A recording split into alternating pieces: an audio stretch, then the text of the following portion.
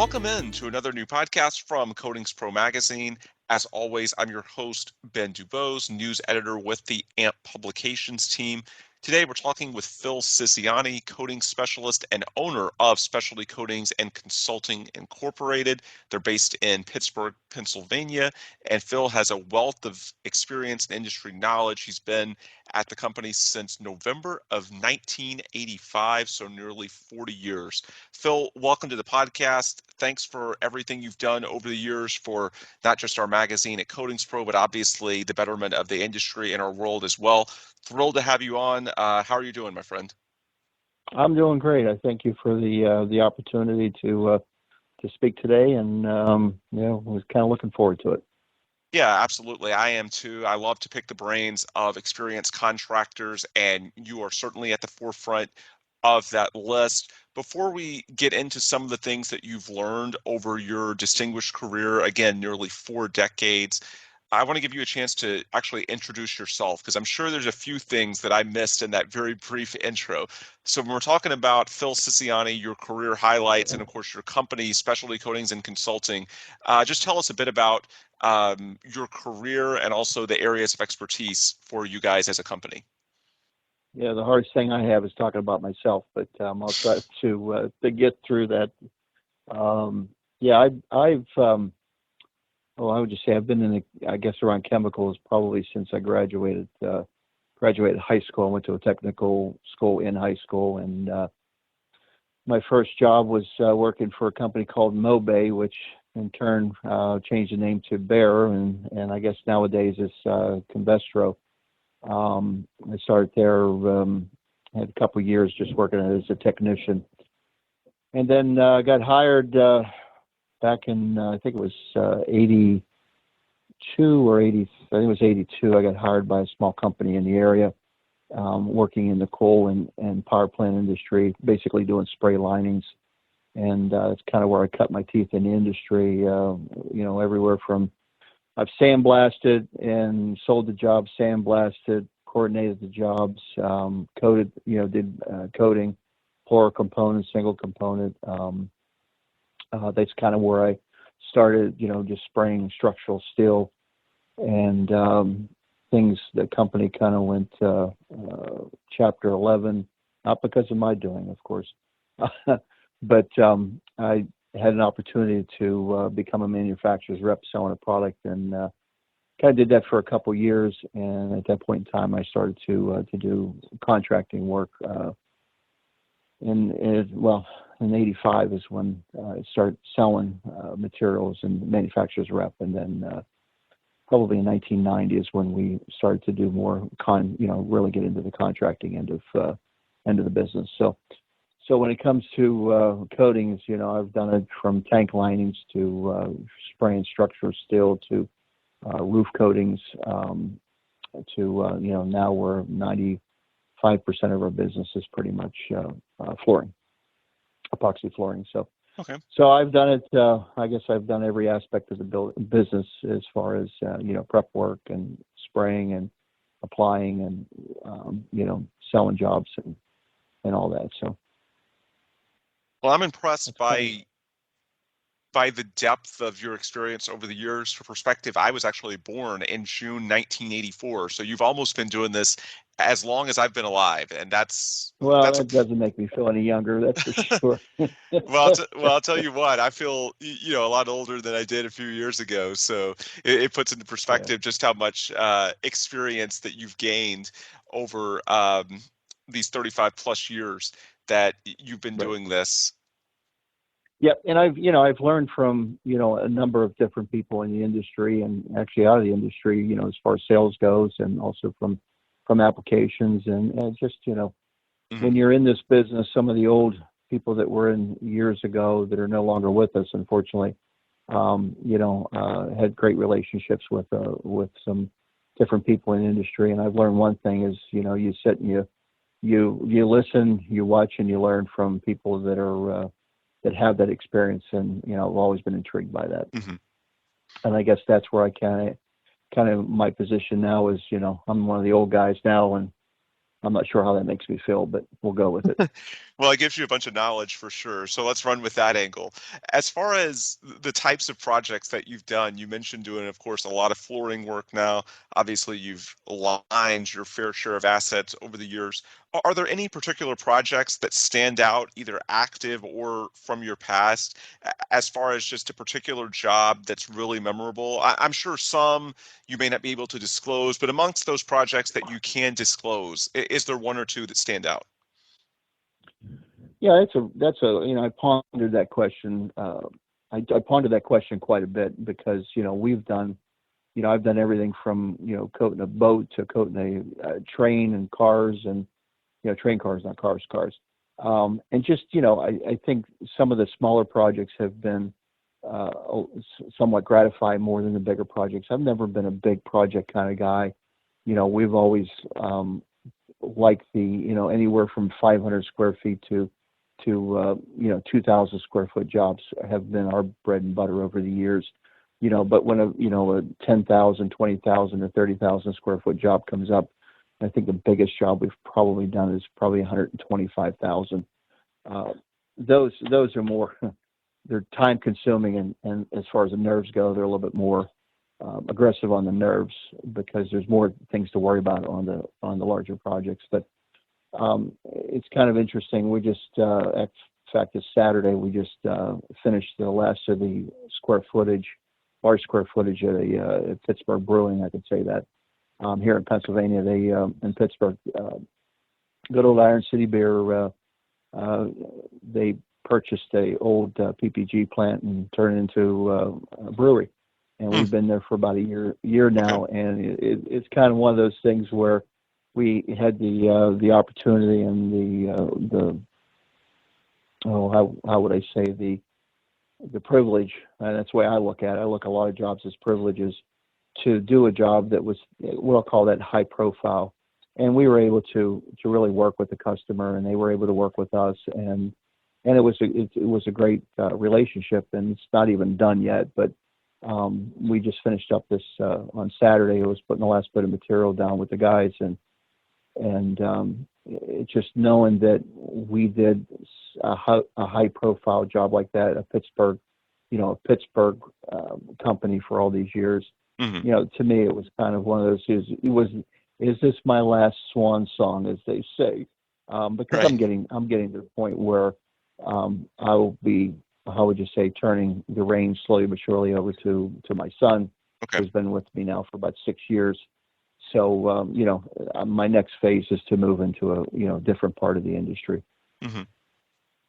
One of the So things that's unique about your setup, you mentioned the family dynamic, and you guys are an independent contractor.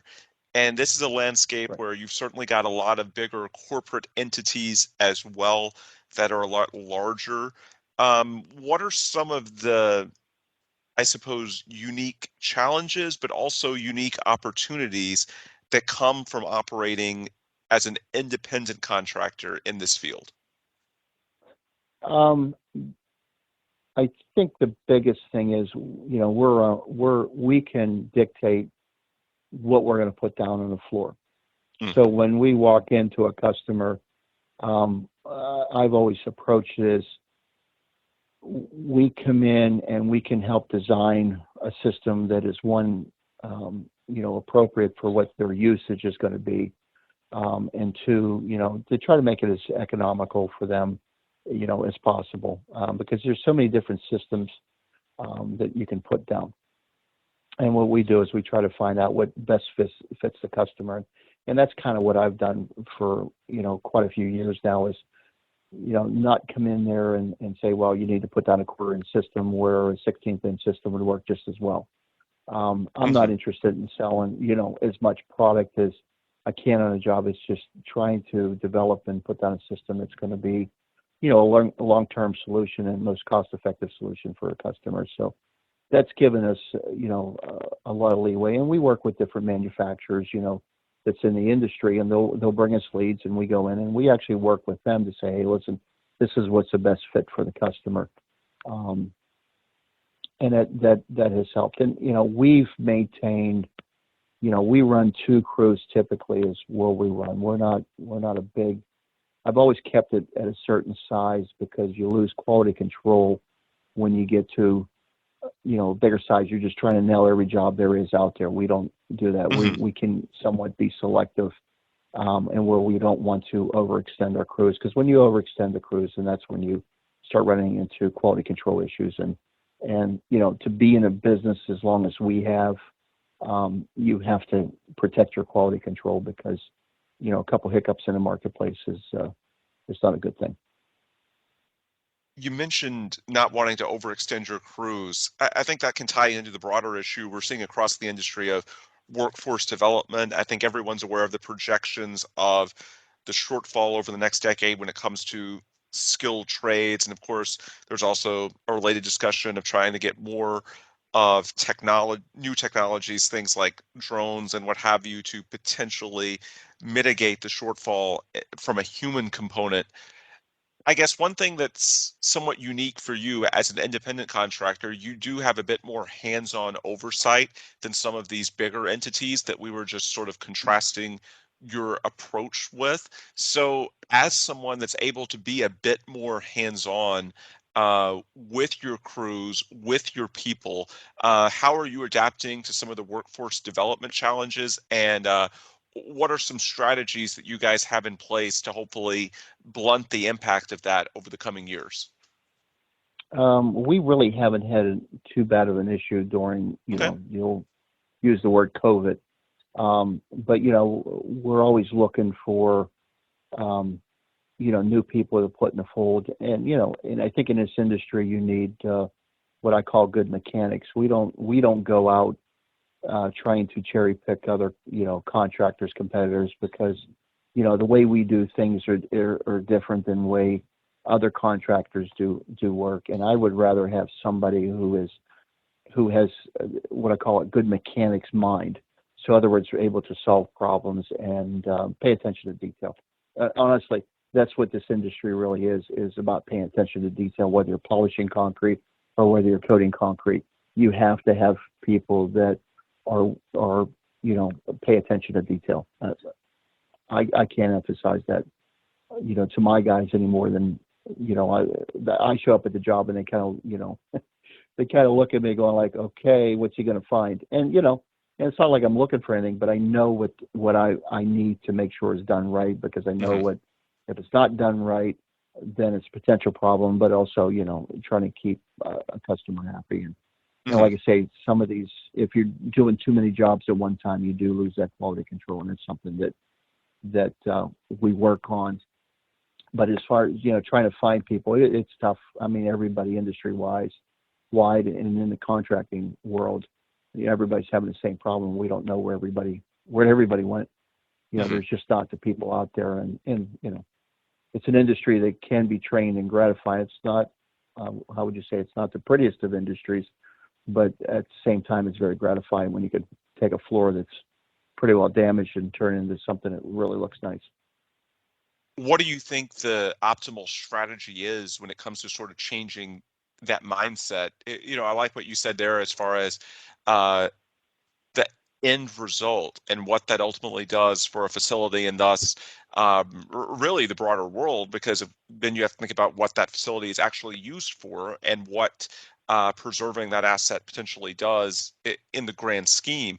And so I think there's a lot of people at a younger age who might be more receptive to this type of career if they saw it not just as putting a coating on a floor, but preserving an asset that really does something for the betterment of society. Is that sort of the messaging that you want to get out, or just like from a strategy perspective, what do you think potentially might incentivize more people at a younger age to start filling those gaps a bit? Well, I think as far as you know a wage paying industry, we pay our guys very well. Hmm. We have to, Well, yeah, for money the type of counts. work. Yes.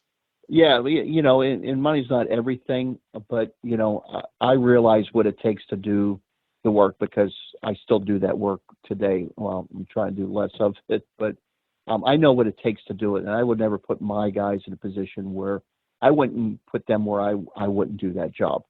Um, but again, it's a contracting world. It's just like a carpenter or a cement mason or whatever that, you know, you have to show the benefits. And like I say, the benefit I see of this, of doing flooring is, yes, the grinding part is kind of the worst part of it. But when you're done putting material down and you step back and you look at it, you go, yeah, we did something here. And that's the way I've always kind of viewed the industry. So how do you get people into the industry? Are there training, develop training schools for, as far as the application goes? I think that, you have manufacturers that will bring people in and do that. But it's like, where does this craft fall under?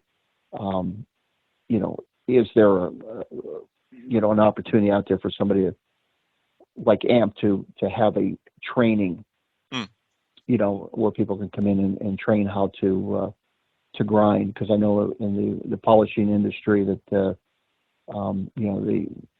they have an organization where they will have people come in and train the people. I was going to touch on that later in the podcast, but let's jump into it right now. When we talk about AMP, which is a larger organization that really the idea is to combine the resources of SSPC and NACE. So in theory, you have a larger platform.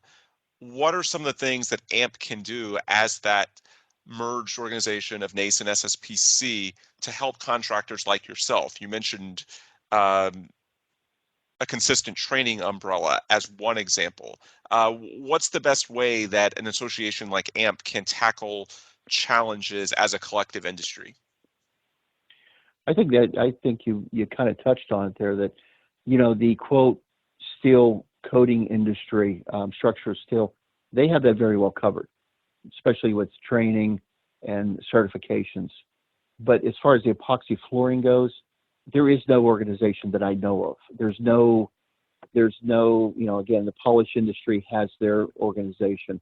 The coating industry, I've been saying this actually for years, there's really nothing there, for any guidelines or requirements. Requirements is, I don't think, a big deal, but it's more of a certification for people to understand, what profile do you need to apply certain products? What's the guidelines that, applying a product's a whole different deal, because again, there's so many different products out there. And I do want to touch on something that probably, I don't know, hopefully it doesn't blackball me in industry, but the thing is this, I'll say epoxy, I should say the polymer floor coating business is driven by manufacturers. Is that a good thing or a bad thing? I think it's a good thing, because you have a lot of people out there talking architects and whatever. But the problem is the manufacturer selling product, well, that's where they make the money. I understand that. But again, you don't have the expertise or the infield knowledge that somebody like myself or, other people in this industry have, where we actually apply the product.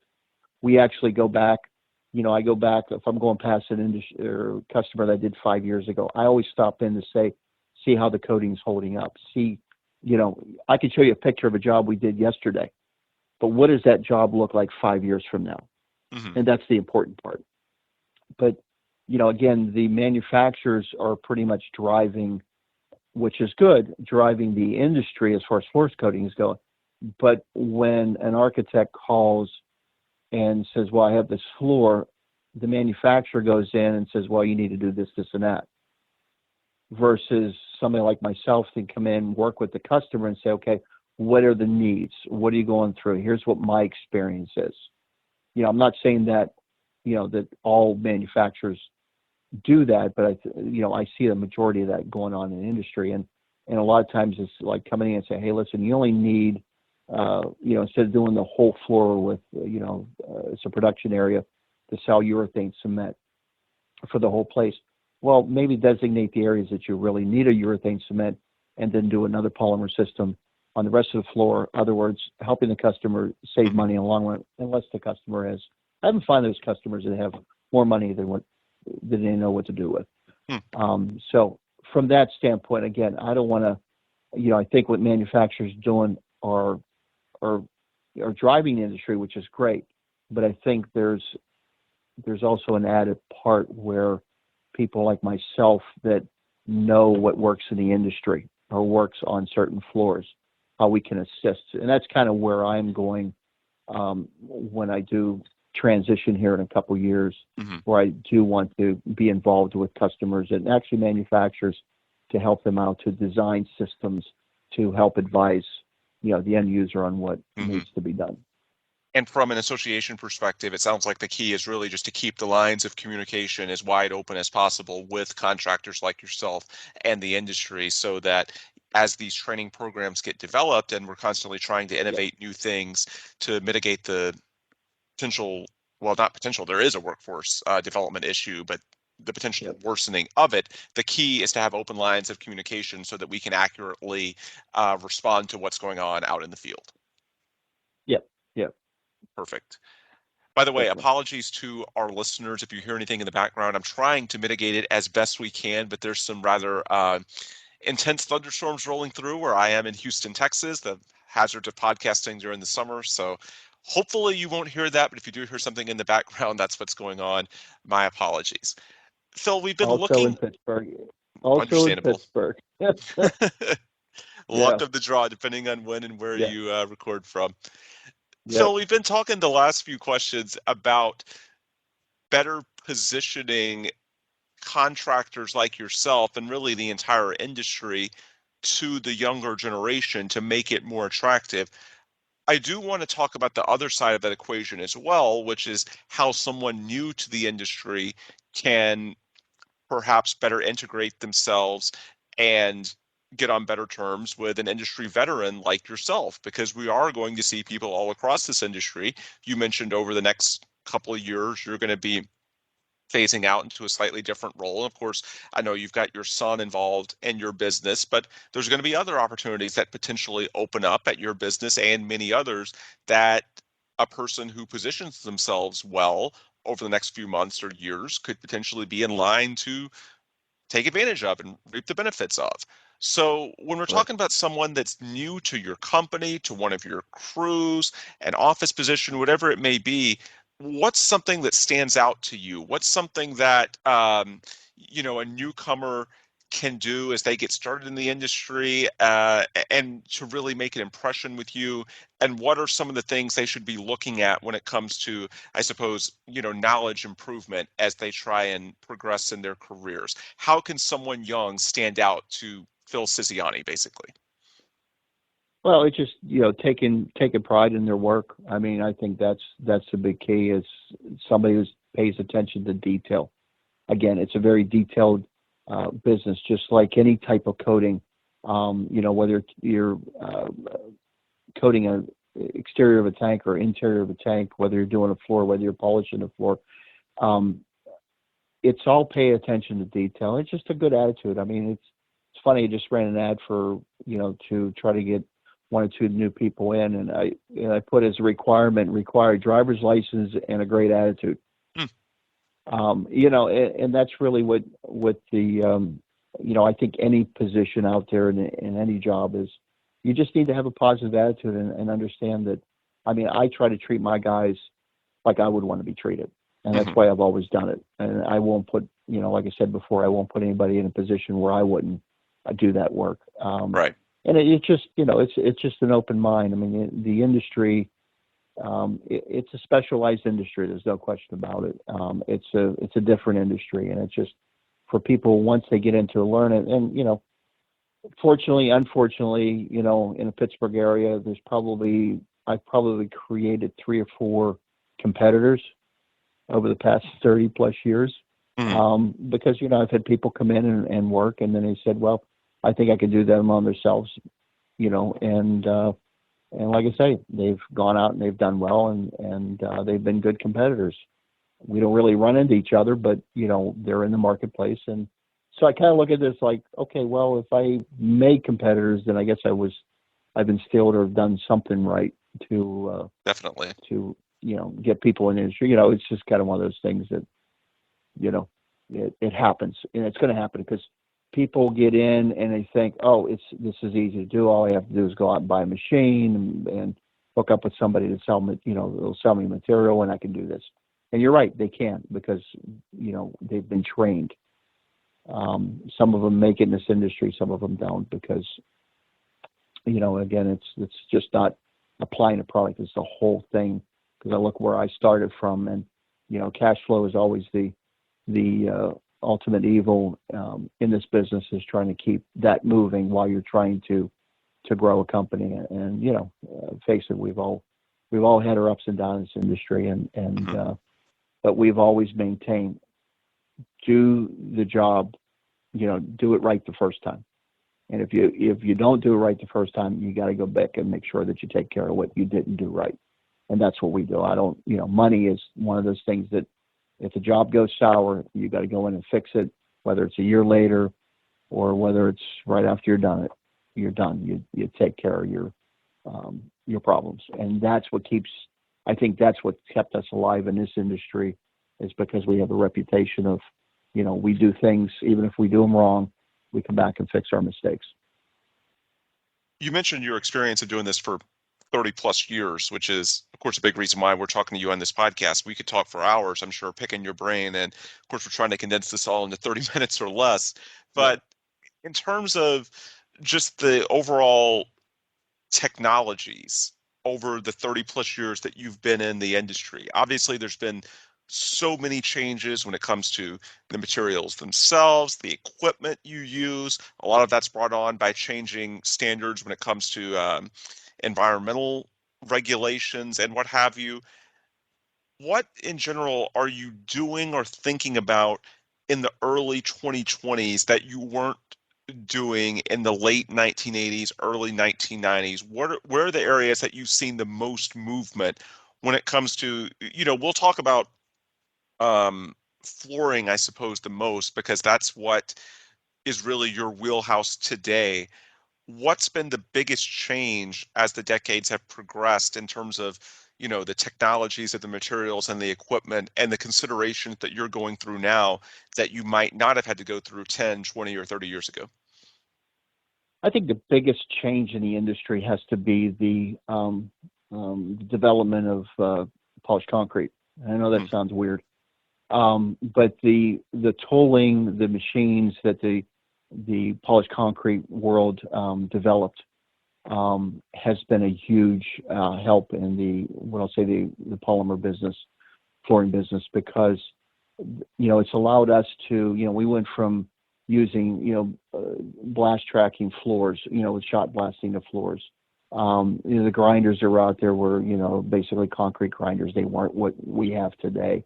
And I think about 14 or 15 years, I don't know, time flies, but when I went to World of Concrete in Vegas, there was the polished concrete was the big thing, and in the machines, and I'm looking at the price of the machines, I'm like, holy smokes, how do you spend that money for those machines? But as that industry grew, I think it really helped the polymer flooring business, because it's given us a way to prep differently, more effectively, I think, in some areas, because the blast track machine is a very complex machine, and it takes a couple components versus the new machines that say the machines we're using today. Anywhere from one I can pull out of a truck, plug it into a generator, portable generator, and start to grind a floor. And then your bigger machines that are remote control.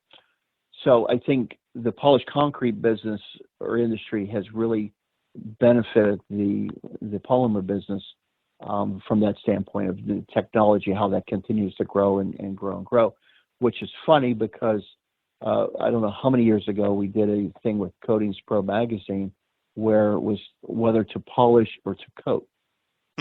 And I was on the coating side of it, but ask me how much polishing we do nowadays. So we do polishing. When my son got in, it was something that he wanted to do. So, but we have the equipment. So it kind of like we're doing a job later this week where we're polishing part of the restaurant, and the other part of it we're putting epoxy coating. So it's a combination. So to me, the biggest movement in the industry was the prepping equipment. As far as the materials go, I've watched the epoxies have have gotten better over the years. But then you have the polyspartics that has come into the place. I've saw the polyureas come in, which they faded pretty quick. The polyspartics, they have their place because they're a very fast setting, but they have their other challenges that go with it. Mm-hmm. So, the materials have gotten a little bit better, but nothing, quote, that, they've defined, they've kind of tweaked as they've gone along here. Mm-hmm. But, I'm really interested to see what's coming out, in the next 5 years as far as materials go, because again, polyspartics did make a big difference Mm-hmm. in a lot of people and some people's business, but it's polyspartic is something we use, but we don't use a lot of. We're still the old epoxy Mm-hmm. and polyurethane. Because I feel that's from a personal standpoint, polyurethanes are still the best materials Mm-hmm. out there. When we talk about the grinding and the polishing, and of course that plays into your prep and your application strategies, I think one thing that stands out to me, and of course I'm not a contractor myself, I'm strictly an AMP staff member that talks to contractors, but it really feels like that there's less of a one size fits all strategy for you guys out in the field and more customization because you have these different technologies, you have these new pieces of equipment, and so you can really do as you laid out in one of your examples, you can do part of a job one way and part of a job a different way. And so you're seeing more and more customization when it comes down to, what your actual prep and or application strategies are, that you can really try and specialize and get very niche oriented in terms of what makes sense for a particular project or environment. Is that a fair assessment of how, I guess, some of these new technologies and equipment are perhaps, changing the way that you actually go about installing a new system? Yeah, yeah. I mean, like I say, materials and equipment, and again, just what the customer using the area for makes a big difference. And Hmm. again, that's just a lot of it is just knowledge and experience as far as what's the right way and Hmm. what's the wrong way to do something. So that's kind of where like I said, if I look back 30 years and just see how we were doing things. I think a big thing is when OSHA passed the dust requirements. I remember, our guys were using shop vacs just like everybody else was, and you stop every 5-10 minutes and beat the filters out. Nowadays, you've got the HEPA filters where they're self purging or you purge them, and production wise, you're getting more production out of your people. But the great thing is it's more as a safety factor, so the Yeah. guys aren't inhaling the dust and that. So yeah, to me that's a big stickler. I don't know how many vacs we have, but one goes down, it gets fixed right away. So we know Hmm. I think the only thing we use a shop vac for anymore is picking up colored flake after it's been excess colored flake. That's the only time we use this shop vac Yeah. nowadays. But And for a lot of um, segments of the industry, that's going to get even more important the next few years because OSHA is supposed to have, its new lead standards out by 2024 or so. So I'm guessing those safety advances and those priorities you put in place are only going to get even more important the next few years, right? oh yeah, yeah, the safety for the guys. And again, when you work with concrete dust, that's something, Yeah. and chemicals. Like I say, I've been around them for 40 years, and knock on wood, I've tried to take some precautions. Not in my early days, but you know, what I know now, I wish I knew Yeah. before. But knock on wood, I'm still here, so that's a good thing. So, For sure. You mentioned Coatings Pro and some of the work you've done with us in the past. Beyond giving us discussion topics, you've also given us various case studies where we've profiled some of the projects that you and your crews have done. Just generally speaking, what have Coatings Pro and associations like SSPC, NACE, and now AMP, obviously there's various offerings like certifications, trainings, events, what have you. Just talk, if you could, about the role of Coatings Pro and also associations as benefits to your career over the years. Earlier in the podcast, we talked about things that associations either need to do better or need to continue prioritizing. Now, looking at from the other side of the fence, what are some things that associations and industry trade publications like Coatings Pro are already doing that have sort of benefited you as your career has progressed? Cody's Pro, as far as the magazine goes, I think they've done a pretty good job over the years. If you take a look at some of the magazines that are out there, and I don't get a lot of them. In fact, I don't think I get any other magazine but Cody's Pro nowadays. They've done it right. They've done it right from the beginning. And you look at some of the other magazines that are no longer around. And the organizations, like SSPC and NACE, there was always good information that you could pick up from different. I'm always one of those. I look at case histories. I look at case studies. I mean, that's, what I'm not real interested in how pretty a floor looks after it's been put down. I want to know what it looks like, 5, 10 years, 15 years later. And I think we did one or Cody's Pro did one on a mining facility that we did. It was supposed to be there for 10 years and ended up being for 15 years. And if you looked at the coating, it was still there after all these years. And, to me, that's what, everybody in this industry should be striving for. It's not, let's make it look pretty, today. What does it look like 5, 10, 15 years from now? Mm-hmm. Because, again, the customer's making an investment. Mm-hmm. So, I really haven't taken advantage of, certifications in that, which is kind of funny being in the industry as long as I have, because I'm kind of one of those things where I don't have a college education. I was kind of forced to get in the workforce, early, right out of high school, inspired to be a chemical engineer. Well, that couldn't have been afforded in my upbringing. So, I'd say, I started from the bottom up, and I look at certifications as, okay, how much certification do I need? I have so much field experience, and I don't sound conceited on that one, but again, I have all the field experience that I've run into just about every problem that's out there. Do I really need all this certification? And it's funny because I've now been thinking, well, maybe it's not too late to take a look at something like that. But again, I guess that's a personal thing. The better way to frame it is that you learned the hard way through so many experiences out in the field, but for people that don't have the benefit of that experience, i.e. the next generation that you're trying to bring in to potentially replace folks like yourself, that's where that standardized training could really be valuable. Right. And, and to be honest with you, that's where, I might be doing that quicker than I think I'm going to do as far as stepping away from this business, as far as, just turning total ownership over to my son and put myself in a position where I can be either technical support or training support with different organizations. So That's kind of where I'm trying to look at where I can be best used, because honestly, I've done as much as I can for this business, and it's just like, how do I help? Great insight there from Phil Scisciani, coating specialist and owner of Specialty Coatings and Consulting in Pittsburgh, Pennsylvania. Been doing this for a very long time, so much success. So he's a great resource potentially for our listeners. Phil, is there any parting words that you want to give to our audience as far as words of advice, lessons learned, anything that we haven't covered over the last 30 to 40 minutes that you would like to convey to our audience? And beyond that, feel free to toss out your company's website, your LinkedIn, or basically where people can get in touch with you if they want to learn more. I sit back and I look at, quote, success. And, I have a hard time saying that, but I guess I have to. But I when my son came into the business about 6 years ago, he said, Dad, how do you get your business? And I thought that was the best question he could have asked me.